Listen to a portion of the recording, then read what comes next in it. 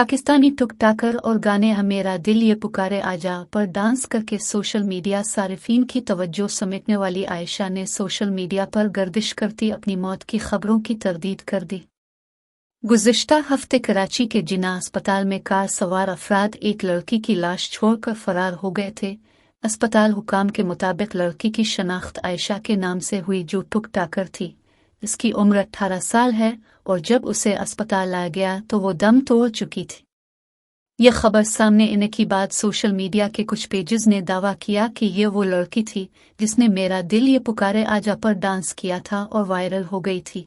इन अफवाहों के बाइस लोगों के जहनों में गलत तासुर पैदा हुआ, जिसके बाद अब टुकटाकर ने खुद वजाहत दी है।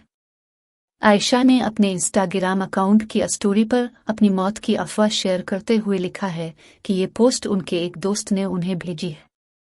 टुकटाकर आयशा ने अपनी दूसरी इंस्टाग्राम स्टोरी में लिखा है कि इस खबर में कहा गया है कि मेरी मौत वाक़ई हो गई है।